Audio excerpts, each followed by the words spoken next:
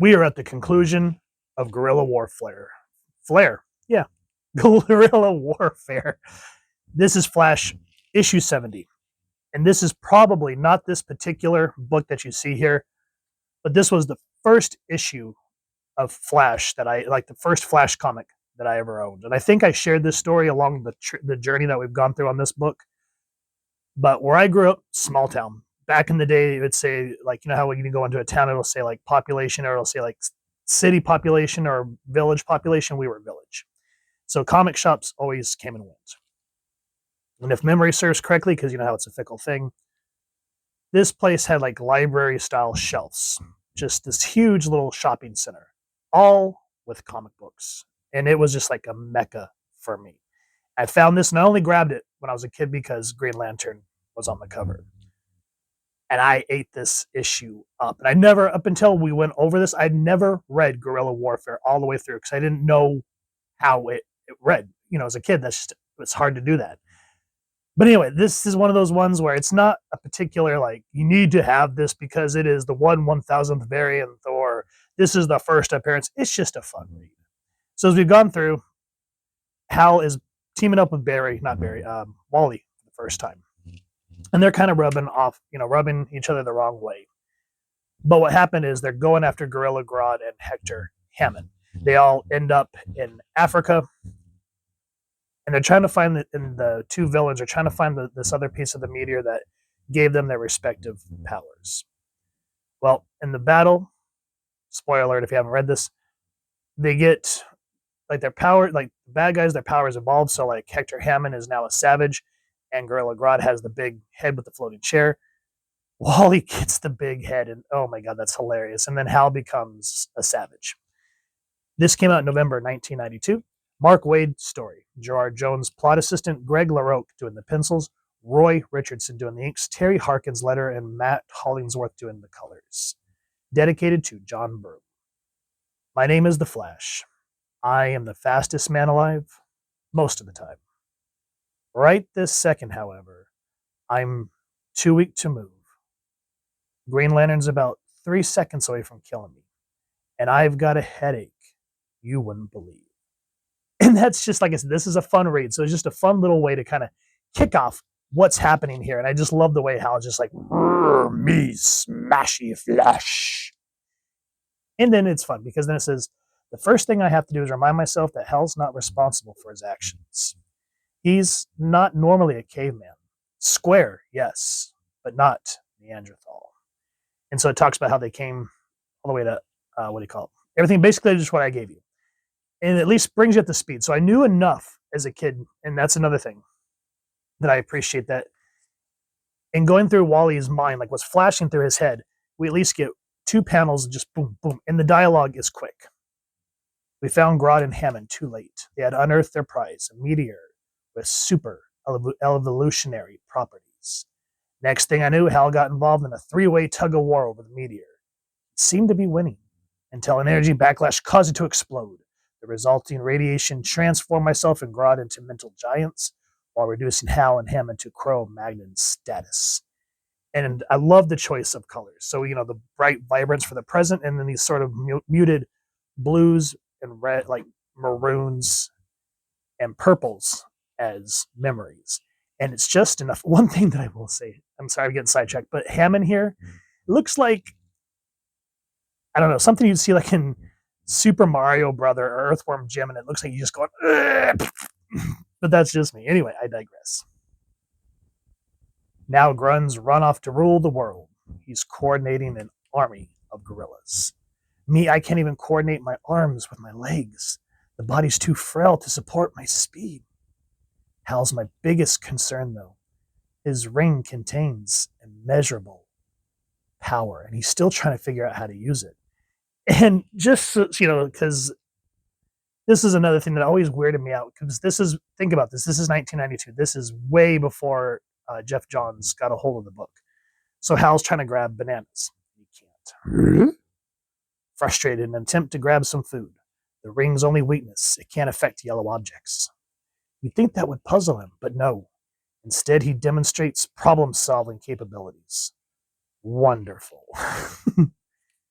And Now, with hindsight, what I like about this book is seeing how, because at this point, Barry's only been the Flash for an X amount of time. This is post crisis. So he watched his, I forget what Barry is to him, his uncle? It's not his dad. I think it's his uncle. Anyway, remember in Perez and Wolfsman's Titans, he tried to walk away to live a normal life. But after Barry died, now he has the mantle. And so he's having to fill some large shoes. And that's what's kind of happening here, is having to fight Grodd, which was Uncle Barry's villain. Branches are falling this way. Can't control the body well enough to dodge them. They'll flatten me. I've got Hammond's form. My only hope is that I have his telekinetic powers too. And so he has to use his superior intellect to find a way to save them. And I don't want to spoil the whole book. But essentially, Hal says, "Are you okay?" And he goes, "You have no idea how close I was." What did he say? You have no idea how close I was to, where is it? Cracking that whole cold fusion thing. And that's just a fun little add to it. So as the book continues, they now know that they have to enter Gorilla City to take on Grodd and his cronies. And this splash page is just flapping breathtaking, guys. This is why comics back in the day, yes, comics have always ebbed and flowed. There's no doubt about that. But that's why a majority of these books, even like the big names like Flash, Wonder Woman, Batman, and Superman, sold regularly along with, Marvel titles, because the stories were entertaining and the artwork backed it up. I mean, think about it. Nowadays, we don't see a lot of this.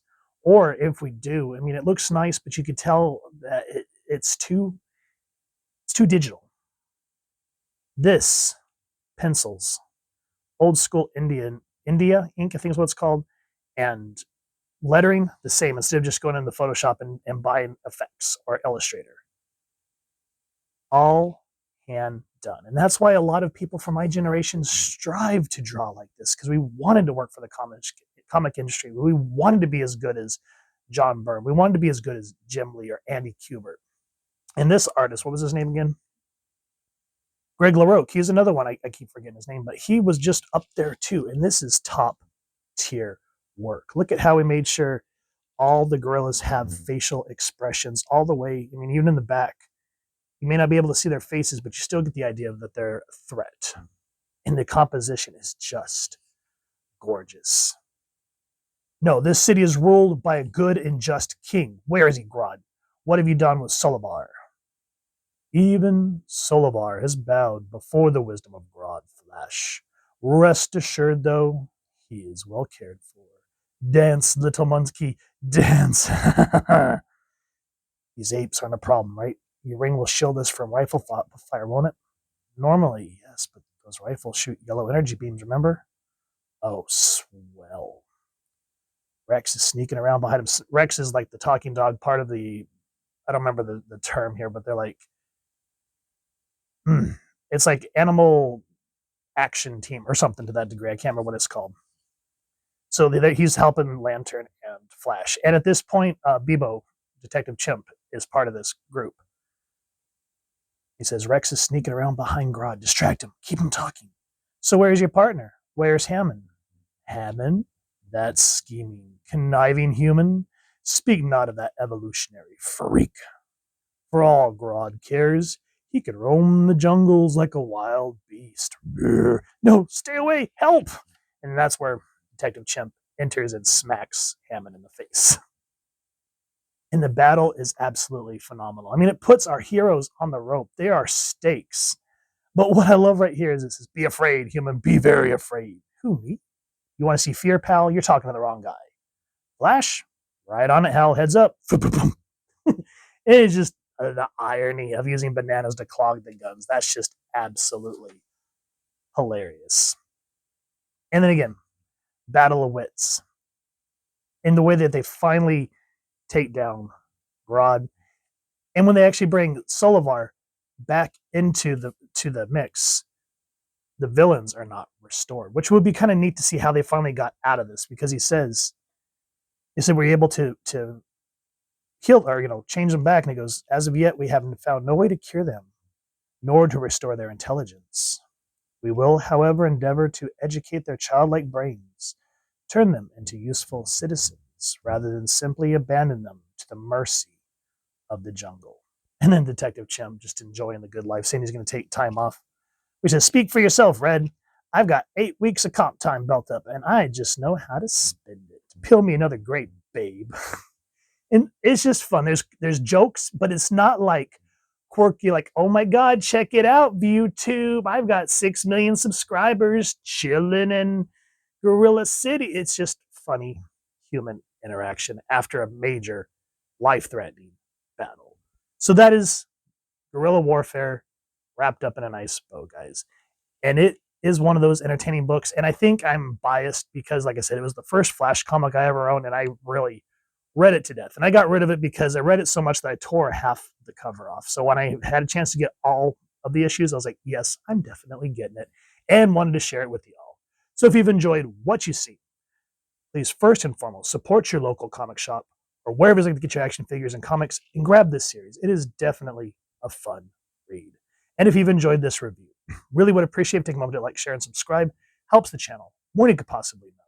And if you don't mind hitting that fancy little power ring bell next to subscribe, that way as I get typical content, you guys get notified. Come to the channel, and I love talking with y'all and hearing your thoughts and feedback down in the comments or the socials, which I'll make sure the links down in the description. And if you enjoy what I do and you'd like to support the channel, I left a PayPal link in the description. And if not, I still appreciate you watching this video. Either way, thank you so much for stopping by. Hope you all continue to have an absolutely amazing day reading, and happy hunting, everyone.